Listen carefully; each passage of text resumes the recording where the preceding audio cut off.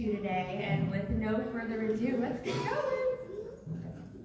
And first up, you know him, you love him, Jason Marsden.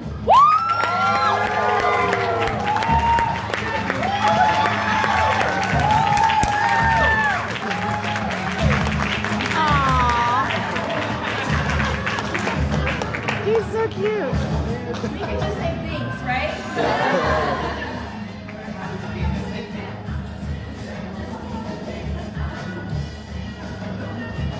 And next up, one half of our favorite bully duo, Larry Bagley. He looks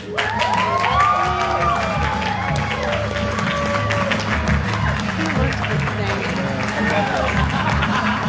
Look at his jacket on the back.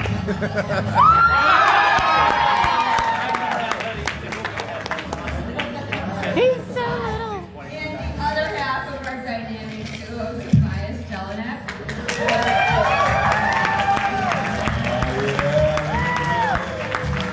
Can you see better?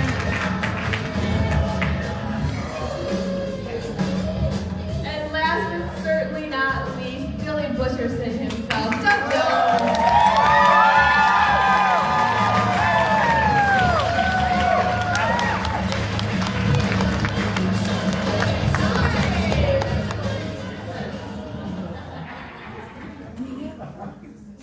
Meow. Alright, so just before we get started, I wanted to let you guys all know that when we started putting a House of Mouse Expo together, when it was just a twinkle in our eye, the first group of people I wanted, and if you follow me, you know, were Hocus Pocus actors because they are the best. They're timeless, they're wonderful. We all feel like we know you already. And they were first on my list, so thank you so much for being here for me because I love you guys so much and I think you're wonderful. And by the looks of everyone else, they agree with me, right?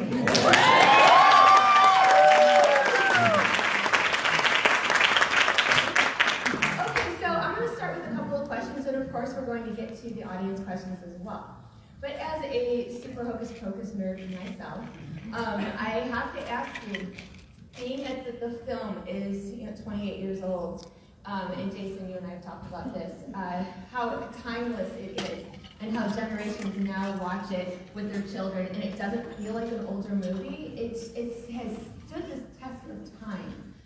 So new generations are seeing it now, thinking it's new. But I guess to everybody, it still kind of is. It's one of those films that you don't tire of. You learn all the words, you sing the songs, you know. So my question is, what's it like for all of you to be part of something so special that is that means something to not just the parents who grew up with the film, but now people that are showing it to their kids and how much everyone still loves it. And it seems like the popularity just keeps growing. So what's that like for you? Tell Larry. Back to you, Jason. I'm happy to start. It's amazing for us to, because it wasn't just nostalgic for y'all, but us getting together and being together to do these kind of things brings us right back to the feeling we had when we were on set. We were all younger, and Tobias' very first project and one of my first big films, and they're letting us loose there in Boston, Salem, Massachusetts. we didn't know how we got there, but it's been a gift, and it just continues to grow with the joy that other people feel and the stories they tell us connected to why the movie means so much. We love you, Ice! Oh, 30. Most movies come out big and then fade over time and become a memory at some point. And ours did the opposite. It came out small in the theaters, and it has only grown and snowballed over time. And with more and more generations being introduced to it, you're right, it just keeps getting bigger and bigger. What a treasure that is, and a unique experience for us as actors, because this is kind of every actor prays for a project like this. So to be a part of this phenomenon, and an annual event. It's a sit-down event that you probably get together, and it's Hocus Pocus night. Yeah. So that's a special kind of movie that they're very few of anymore. Yeah. For some of us, it's Hocus Pocus season. Yeah. I remember when the 25th anniversary bash happened. That's what really brought it home. On the Freeform channel. Yes, on the Freeform channel, and it was the first time we had gotten together in person with Kenny Ortega and the producers, and everyone got together. I remember being backstage, and there were thousands of people that come. The costumes were amazing, and we really got to see how people were personally affected by it, and just there's so much joy. It was pretty amazing. I remember being backstage, and because Doug's done so many amazing projects, I remember being back there, I was like, do you see this with other films? And it was like, no, this is one of a kind. It's very rare to be a part of something, and it's very much about community. It's a cultural phenomenon. So we have to always treasure those when we're able to connect with a project like this. You know, we're as actors, you know, it's a gig. You work, you can show up. You're lucky to get the job. You've earned it over, you know, other people that are trying out, and you work hard and you love it. And sometimes it disappears, and sometimes it lasts. And to think that now y'all are watching it every year habitually, like I watch A Christmas Story, you know, and Christmas blows my mind. So yeah, and we get invited to do these fun things, and you find people. It's beyond our expectations. It feels great. Well, so when I met you, Jason, we had a little bit of a moment because Scott. I don't think my husband's in here watching, but He wasn't there. so when I met you, Yes. you know, in the spring, I believe I embarrassed myself and I said, "Can you talk Banksy to me?" and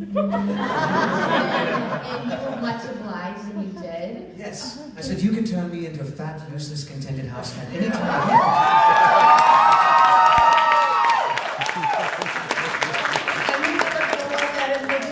That's why I was like, can you talk Banksy to everybody? Absolutely. Hello. Does anyone who knows how to change a litter box? You're excellent. I can curl up on your lap.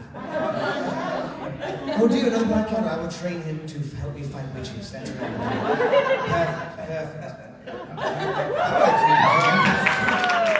Perfect. We're with Jason, and I mean, I don't know that we've all been together. That's the first time actually. Yeah, I mean, you should have been with us in the Forever Cemetery and all this stuff. So I'm glad you're with us. You're coming with us, man. Yeah. So let me ask you this, just to reiterate. Last night, I believe you told me that this is the first reunion you've ever done with the four of you. Is that correct? Yeah, I mean, technically, you all recognize, you've seen the movie, you recognize that's not me in the beginning. That's the amazing Sean Murray, who's a friend of mine. And I joke that, like, it's a little weird for me. It's like being invited to a high school reunion even though we went to the high school like one day. Because I came in after they got done shooting, after the film was done. The film was like 80% done. Binks was like 80% animated. And as films happen, producers want to change things. I think Sean was using his own voice. It was decided that, Binks is 300 years old. He should have an old world sort of sound. I tried out for it. I read for it. But part of my gig was to loop it. It was much cheaper to put me behind a mic than put me in the outfit and reshoot everything. So I had to do not just Binks, but Sean as well. Yeah.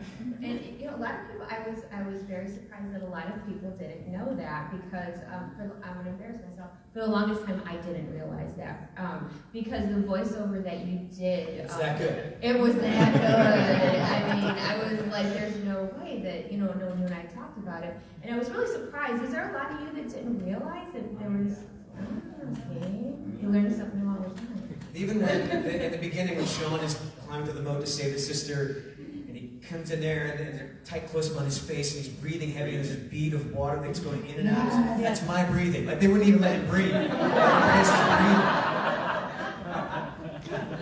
He voiceovered Sean. It's fun to get the little ins and outs of the movie, and being a super fan, there's certain things that I know that I kind of wanted to talk about.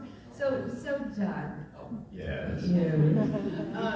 So I think this is really fascinating that I had learned something about the moth scene when you get your mouth cut. You want to talk about that? I'm sure some of you have heard the story that they were real live moths in my mouth. I don't want to be redundant here, but I'm going to tell it again. When Billy cuts his mouth open, he's been dead for 300 years. He's full of dust and moths. So they were actually live. The CG was not what it is now back in 1993. So they actually had a moth trainer that had these in a cage, and he had to explain to me moths have to stay very dry or they won't fly. So they had actually fashioned a retainer thing for me to keep in my mouth with a latex sheath to protect the moths from the moisture of my mouth and to protect my mouth from the moths, you know. So once it's all in there, and there was a cup on the roof of my mouth that had 2 holes at the back of it, and it was full of Fuller's Earth, which is a purified dust. So it was all very timed and very, like, one thing had to happen after another.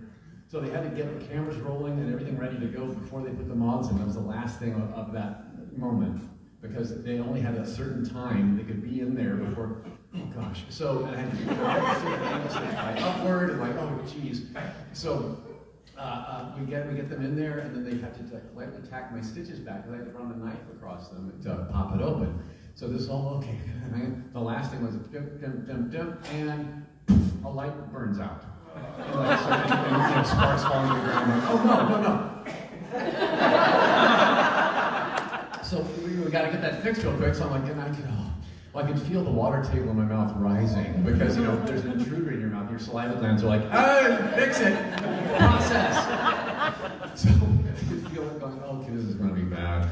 So sure enough, we're ready to go, and action. This mud comes out, and these moths are like, nah. So take 2. We recently reset it, and they behaved so well. The second take, they went flutter, and that was it. We got that in 2 takes. Yeah. Were any moths hurt in the filming of this? Well, no, because there was a lady from the Humane Society on the set with us to make sure the moths weren't mistreated. And you know that same woman smashed them in her car on the way home.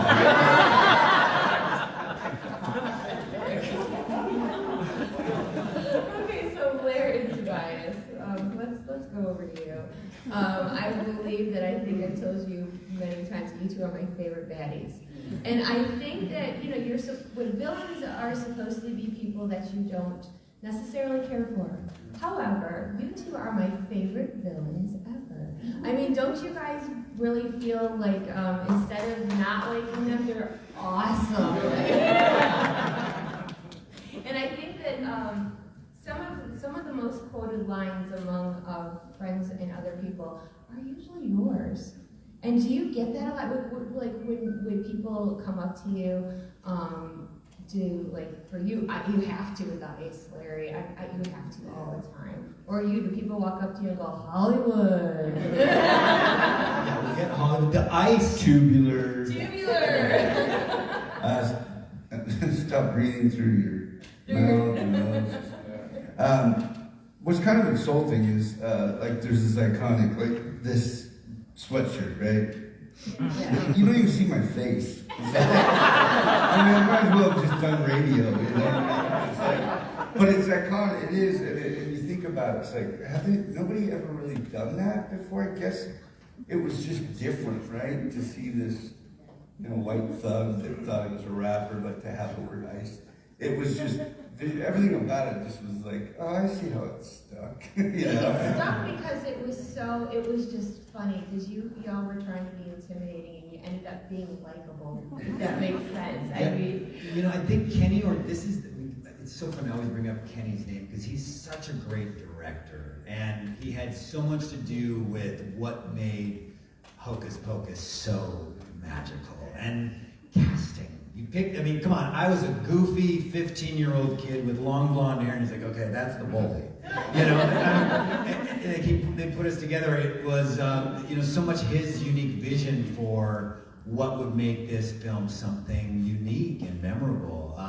And they did, it's also in the drafting of this script, because I do think we were more cliche and typically intimidating in the earlier drafts, where we had the BMX bikes. We actually smoked cigarettes in the cemetery. We weren't just asking, yeah. But we were like. Yeah, so it's fun. It's that's all the finessing. They stripped that away and added the goofiness, and just let us be us. Maybe, yeah. And you 2 met before the shoot? because you're releasing on your Instagram videos, the home video that you took, and the synergy is already there. So you guys clearly got a lot I don't know about that.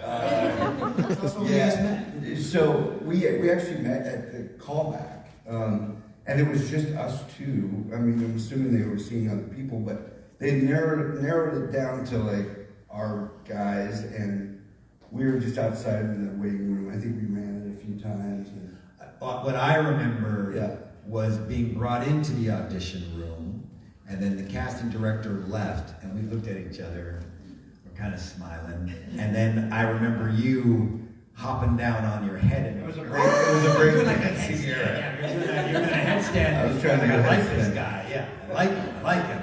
And then we came in and ran the scene a couple times. Yeah. But there was that chemistry, and when we got to travel together that was the first scene we did, was in Salem in the actual graveyard that we shot the first scene. But we had plenty of time to goof around before we'd gone there too, and we were always playing with it, and then we would just kind of banter off screen. So we have footage of us, like I sent to you, of us in the trailer doing our own little talk show and filming everybody on set, and it was just so much fun. So liberal, so free. And the same thing with you, Doug. In the part of the movie, you're supposed to be the scary guy that chase the kids down and help the witches out, and then the same thing. You turn out to be this most lovable zombie ever, right?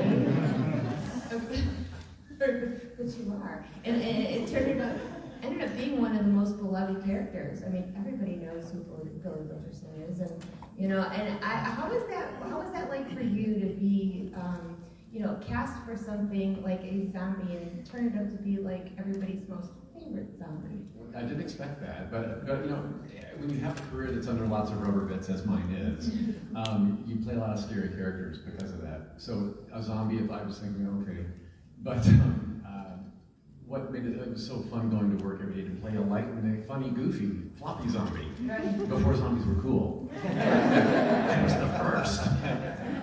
But yeah, right. OG, I was the OG. But Kenny Ortega also, our director, wanted Billy to have an appeal to him. So even like the design of how I looked, they patterned, the facial prosthetics that went over me to make me kind of more cheekbony and less cheeky. Less cheeky. If I was in Great Britain, they would have chuckled. But that's it was my own face but dead. So a little bit. But he was more handsome than me. When I put that on, I was like, oh, that's a handsome zombie. And then the long rock star hair, and the period piece, the period era coat, and the fluffy ruffles here. It was like, he's kind of hot, right? And so I hear over the years, like, did you know you were my first screen crush? I hear a lot. It's so sweet, and I have to remind everybody, I was dead, right? So I just want to work out in therapy. I'm not here to judge. That's great. So, being that the movie is such a classic and people love it so much, is there anything that you would want to share from either behind the scenes or something special about a certain scene that you shot, or just some kind of like fun fact from the movie for each of you? I'm gonna go off of what Still there. Some things don't change, huh?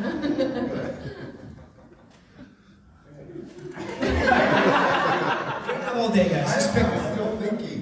You got it. Somebody's doing it, everybody. Go ahead. So I was going to go on. Sorry. Here we go. With the costume, this is I don't know why I'm just loving Kenny Ortega right now. Where with the fashion of this film, and this is again Kenny, because I remember originally I was actually going to have a kilt. But what I love is Kenny, of course, just wanted like the simplifying kind of genius, and he's like, let's just use a flannel and flipping around. And what I love is how many people over the years have reached out loving your style in that film was amazing! You're a fashion icon! And this was just, Kenny would add all of these little details. So this was behind the scenes. I remember having conversations with him about this, and I think he was piecing so much of it together on those, the weeks before we began shooting. And I really do love those small touches. And for whatever reason, I just love it. It was like flipping a flannel around, and it really was a funny little fashion statement that stuck. Yeah. Well, that ended up being a big style back then. Yes. Yeah, everybody was putting flannels around their waist. So you're the trendsetter, then, right? Yes, it was. Kenny had absolutely nothing. It was totally. Okay, do you want to add, Larry? I just think about the fun we had shooting like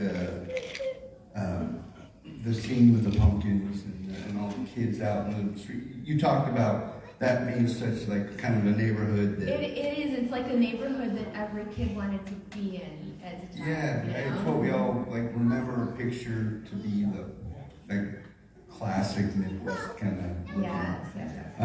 But it was a fun night because we had all these kids and extras and then a lot of the cast was there, and we were just playing hacky sack in between takes, and we just kind of found some fun things to do. I got to smash like 10 or 12 pumpkins. Oh, that's great. It was great. But I didn't get in trouble for it, so that was nice. And to watch Kenny, because we actually, like I said, I have this behind the scenes footage. I think we hand the camera off to my mom or dad or somebody's, and so they're filming us and watching Kenny. He's under a timeline. They have to get the kids out of there, but he somehow manages to hold this like whole choreographed scene together, and then to see it on the film later, you're like, that's amazing how it looks and what you learn. That was kind of my first big film, so there was one thing that kind of intimidated me. I'll leave you with this idea. The first day when we got there, we had it all worked out, and I'm a little nervous, and we get done with the first take. Where were we? Where was this? This was cemetery. Okay, Salem. Salem. And it was kind of raining a little bit. We were sitting around doing this scene, and after the first take, Kenny just pulls me aside and says, "Oh, there, you're great. I love it. But remember, this is film. It's not theater. Everything's a lot smaller. On film, it looks big. So just tone it down because the camera's right here. Like, don't move around so much. And we're not doing a play here, you know. So that was my first lesson. I'm like, I'm gonna get fired before, and it was scary. But then, as you watch, and Kenny did it in such a way that encouraged you, not defeated you. And because of that, I feel like I learned a very big lesson right away in the film. So that was a good experience for me as an actor too. Mr. Doug? Yes, I do. I have a couple. Do you have a minute? My first little tidbit is Bet freaking Midler. I had been such a screaming fan of hers for years before this. I became aware of her when I was in college, and recording career, stage career. We had a string of successful movies for Disney Touchstone before this, right? Outrageous Fortune and Ruthless People and Big Business and right. It goes on and on. And she'd just done Beaches before this too. So I was like, oh my gosh. So my first night working with her, I was driving I did my bits out in California. I didn't get to go to Salem. I was in the studio Disney lot. So I'm driving to work. And it was a night shoot that we're going to do outdoors, and I hear from a distance on the radio. I'm like, oh! And then after I worked with her all night, on the way home, I heard The Wind Beneath My Wings on the radio. She's huge! So anyway, but she had done an interview with Barbara Walters that I'd seen in a few years before that helped inspire me, and so I got a chance to tell her that. During the filming of the party scene, the costume party scene, where she gets up on stage and sings, I put a spell on you. Well, they're resetting cameras, and I had a minute to chat with her, and that's when she told me that she thought I was doing such a great job with Billy and that I was very funny. And I thought, if that light could fall on my head now, I would die happy knowing that Bette Midler thinks I'm funny. And the other bit is a line of dialogue. When I cut my mouth open after the moths flew out, after that bit, I had a little line of dialogue that was not what was originally written in the script. The original script had me just saying the B word to Bette Midler. It was calling her, right? And I was thinking, ooh, Disney movie, family friendly, kids watching. So I pitched the idea to Kenny Ortega, our director. What if he goes on a little bit of a tirade with less harsh language? So he's like, so that's how. Winch, trollop, you fuck to mom right and firefly from hell.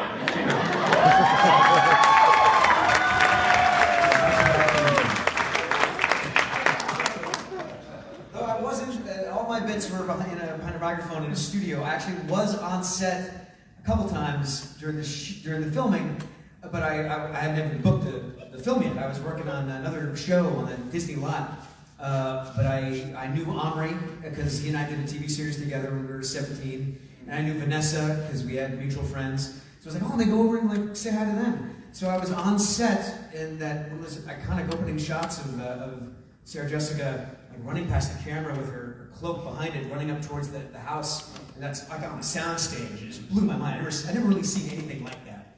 You know, an outdoor set inside a building. And then I was there when Bette was on the harness and chasing them in the car. They were in like half of a car with a rear projection behind them of the woods going past them.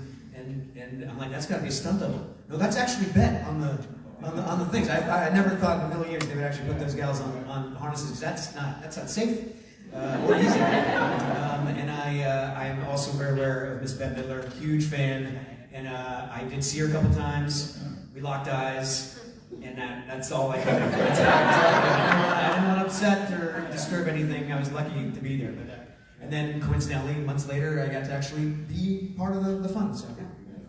That's awesome. So I have a question that people have asked, no kidding, people have asked me about as far as Jay and Ice.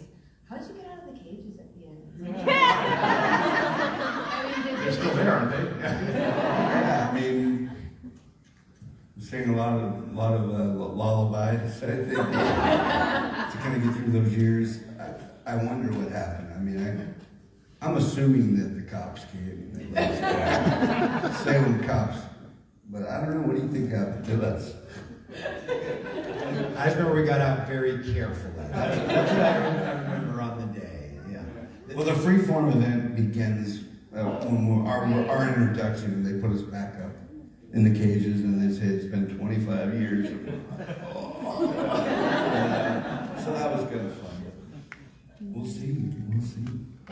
It's so funny because people are like, what do you think happened? How did they get out of those cages? I'm like, I don't know. But so is there, it might be a hard question, but is there a favorite scene that each of you have from this movie?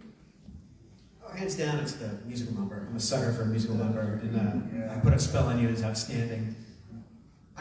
For me, it's the zinger at the end. I think I mentioned, we talked about. I cry every time. It's the magic of the Disney moment in the end with the spiritual, you know. I'm gonna cry thinking. When he says, "I'll always," you say, what is it? I'll always be with you, Dan. Always be with you. Use my tail to wipe your Yeah.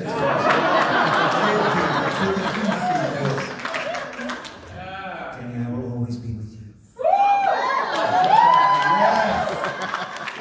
So that for me, and then also when we go, we need a child. Him. Remember that? We pointed at each other. We're like, we probably ate each other alive after. I'm going to go with both of those as well. I love the musical number, and I was there at the party scene watching it happen in front of me. But again, Bette freaking Midler on stage singing. So yeah, I got to flop around that scene a bit, but and then the end. I tear up every time I see, and I've seen it a lot. Yeah. Right, yeah. But my own personal, I love my goodbye scene where I'm yawning and flop back into my grave. I love that stuff. But the little known fact about back to Bette Midler, if I can. rumor has it that in her contracts at the time, that she had to have a shot of her feet walking. Because if you look at a lot of her movies, there will be a shot of her in her high heels going in most every movie she's ever done. So I remember Kenny Ortega having to think of his shot list for the day, and he had to get a picture of her shoes walking across the stage. So yeah, if you watch the movie again, in that scene there are actually 2 foot shots of her. One where she's entering the room for the first time and tilts up to catch her looking around the room. And the other one is on stage. They do a quick shot of her feet walking side to side. Anyway, little foot fetish. I have no idea why that would be in the contract, but again, that's just me remembering. I might have it wrong. I don't know. The only other scene I would add to the mix, because I also cry at the end, would be Sarah Jessica Parker with Satan. That whole sequence is just, that's the film to me. It's like so fun, it's so playful, and I imagine they just had a ball shooting that Not stuff. talking to the master. So good, yeah. I also think that Penny Marshall needs quite a round of applause, because just her snark in the couple of lines that she has were always one of my favorites. Arthur Broad's a little. Wait till you hear what I'm going to call you. That's right. Shove it, Satan. I mean, I love it. It's great. Had they ever worked together in a film like that before, brother Gary? I don't think they had. I think someone had said that was the first time. Right? Yeah, having them work together. Yeah. They were fantastic. Yeah. I would like to add one thing. Can you tell a little bit of the story of my eye-to-eye encounter with Bette Midler? I was going to save you the embarrassment. The real reason I know why you're doing this is because Jason mentioned locking eyes with Bette and it being a pleasant experience. Our friend Larry here brought a high-8, the high-8 video camera to A1 set. digital, very nice video camera. Very nice, It's pretty big. and he filmed everything. So we were on set one day. We were in their house, in the witch's house, and I don't think Bette knew who Larry was at this time, right? And he had his camera, and he was filming, and he's tracking along, and there's Bette friggin' Midler. You're gonna film, you're gonna have the camera on her. And he's in there. What I remember is seeing Larry filming, and then suddenly he goes, and he turns the camera. And then it was looking back at the footage to see that Bette Midler suddenly saw this man filming him and just, As Winfrey. yeah. And then I remember we played it back in slow motion just to relive the trauma. He locked eyes, but not in a good way. Bette friggin' Midler. Which might explain why I'm not part of part 2. That's alright. I still love Bette Midler. But Doug, you are in part 2. Is there any little bit of that you can tell us without, telling us too much? No, I can't tell you jack nothing. All right. Yeah, we are currently filming in Rhode Island. Yes. That's where I'm from. Oh, is it really? Oh, awesome. I had lovely people there, and they all come out to watch us film. we've had crowds on the outdoor scenes a lot, and I'm sure you've seen some stolen footage of like camera footage and things, whatnot. So it's hard to keep it a secret when you're taking over a town like that. But it's going great. Bette Midler, Sarah Jessica Parker, Kathy and Jimmy, and I are all back from the first film. And it looks like not a day has passed. I mean, they held up great over the years. Bette Midler's 75 now and still flying on rigs. Yeah. Wow. 75 and she's Fantastic. maybe on And when I put Billy Butcherson makeup, and it's my original wig from the first film too. They found it on a thing. And I'm like, oh. Right? And the costume, it looks like 3 minutes have passed in the last 29 years. I'm like, oh my gosh. Yeah, so again, haven't aged a day, you guys. Yeah, and I'm 61 now, so I forgot how energetic Billy was in the first film. He's very, very physically agile, and I'm like not anymore. So it's been great fun to crawl back into his wretched old skin again. Well, we can't wait to see him back too. Next October on Disney Plus. We'll have to see who Jason gets called in to dub over. Somebody in there is going to have Jason's voice, just so you know. We don't know yet. Welcome that, right, Jason? I like to work, so yeah. And I just think it's really funny because when you, I don't know if you were watching, but when you went into your Binks voice, the crowd went wild and I heard squeals and Yes. so it's like, they loved it. I mean, I love it as well. And like, I also work in a Goofy movie. And I work with my dad. He's Bill Farmer, who's Goofy, you know? And I love doing films with him. He's this older guy. No one really knows what the voice of Goofy looks like, really. And they see this older guy behind the table wearing his, Hawaiian shirt, and he'll be on his phone looking at his kids, and they'll look at the picture of Goofy, and they'll look up at him, and they'll say, well, you're Goofy, and he'll look at them, and they'll go, oh, sure I am, and they burst into confetti. I mean, I get it, I totally get it, yes. I'm going to use that, the burst into confetti. Burst into confetti, that's what happens. That's the best line I've heard in a long time. Oh, okay, so I do want to take some questions from the audience, but first, before we do that, would you like to tell us what you are currently working on now, or something, anything that you'd like to share? Okay, I'll start. I'm just looking at me. Well, I'm currently in Star Trek Discovery. Season 4 just started airing, where we've had the first 2 episodes out now, and there are 11 more coming. And so hopefully we get to film a season 5. That's later. But while I'm on hiatus now, not only am I doing Hocus Pocus 2, but also I might be showing up in another episode of What We Do in the Shadows. As the devil. Yes. So I'm having great fun with that. I also, speaking of crazy makeups, my dream job was to play Count Orlok in Nosferatu, but I got to do the remake. So that's in the can and should be coming out this coming year for its 100th anniversary. I've been working on, they rebooted CSI, CSI Vegas, so I've been working on that, which has been a lot of fun as a serial killer. Just can't get away from the baddies. Yeah, and then there's one other TV show I'm very excited to be a part of. I can't say anything, but that'll be in January, so that'll be upcoming. I can't, I can't establish.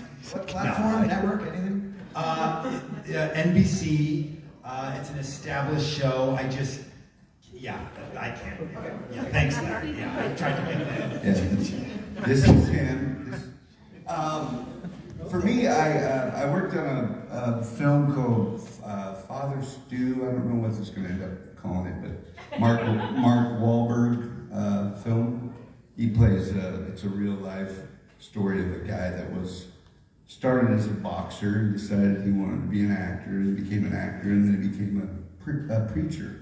And so it's a pretty fascinating story. And Mark Wahlberg has kind of done quite a few things himself. I got to work with him, that was cool. And then I worked on a show that it was for BYU channel. I don't know if anybody has or knows that. Dwight in Shining Armor. I don't know if you've seen that, but I got to play a school principal in that. And then just working on my music stuff and working on trying to get another job. Thank you. Very talented musician. I still doing cartoon voices. I did another season of Young Justice. It's out on HBO Max at the moment. And I did a Scooby-Doo movie will come out next year, I think. Video games and some Transformers things. And then I did my first on-camera thing in a while. I played a bad guy, a creepy bad guy in a movie called The Other People. It'll be out early next year. And I live in Nashville, and I have a pet project that I love you to watch. It's called the Mars Variety Show. Great show. Yeah, thank you. And there's a lot of great musicians and stand-up comedians in Nashville, and I use this platform as sort of like inspired by the classic variety shows of the 60s and 70s, like Bert Sherman's Midnight Special or Laugh-In. And I'm the host, and I share like some amazing talented musicians and comedians I feel you guys should be aware of. And it's on YouTube. Just look up Mars Variety Show. Please hit the subscribe button. It's free. It helps. Thanks. So we only have time for a couple of questions, so I'll grab a couple. Right here. No, your hand went up. Yes. So this was something that I was thinking about after I talked with James at his booth. Jason. James is the other guy. I'm sorry. It's okay. It happens all the time. It happens all the time. It's all good. It's all good. I love you too. So we were talking about the backstory for Thackeray, how different it is, going from the beginning of the film to the end of the film and what may have happened. And I'm wondering, what is the backstory that you may have developed for your own characters aside from the script? That's a good one. Thank you. Who's that hip hop artist we recently discovered? No, this has a reason. You mean the one that did the? Yes, he did these incredible I think he tracks. said he was going to be here. Hey, Do you remember? Anyway, he was incredible.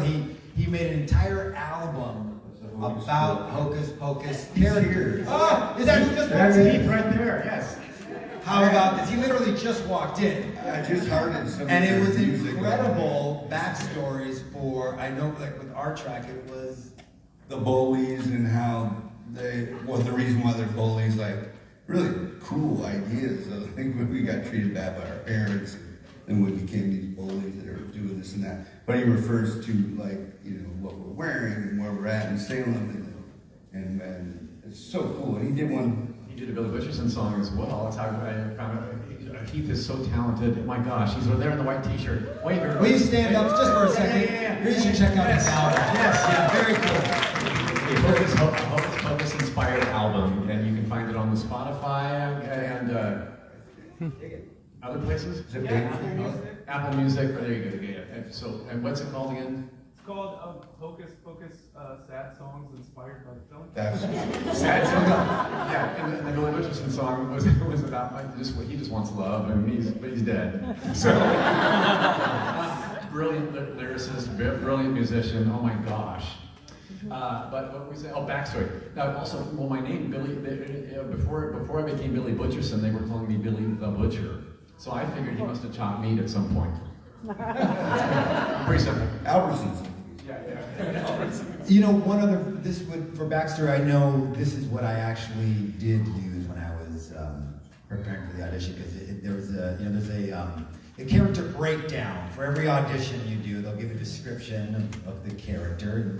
And for Jay, it had said he liked Guns N' Roses. And so I wanted to, these were early days, go very method.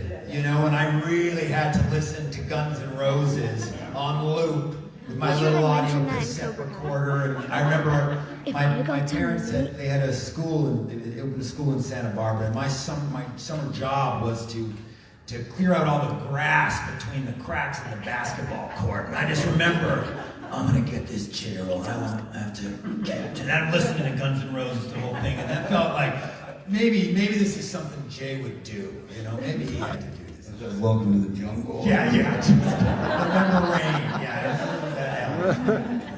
Okay, then I got something that as far as my backstory with Ice was, it was every character I played before was also a bully.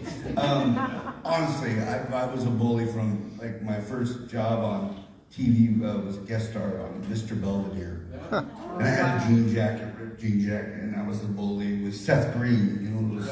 He was the little bully, and so I played a lot of bullies, and some of my bullies that inspired me along the way was Biff, obviously. Hello, and then the bully of Lucas was really tempting. It was good. But I had just done the play in high school in my senior year in Greece, and I got the role of Sonny, who's kind of just this. That's where I created the laugh. That that whole and Sonny was just basically Ice, but without the word ice shades in the back of his head. But that was good because that's what I used because I had already kind of developed this character for my audition for Hocus Pocus, which really I think helped me sell it. What about you? Any backstory on things? Gosh, I mean, About 300 years. I started as an ordinary teenager hanging out with his family on the farm. And what's interesting to me, we talk about this, is like what happened those 300 years. I mean, he obviously couldn't communicate. He wasn't communicating with his parents. He couldn't communicate as a cat. He had to learn how to do that, and then how to function in his new body, and how to speak. And maybe he had to found other familiars that witches turned. Maybe other kids that witches turned into animals.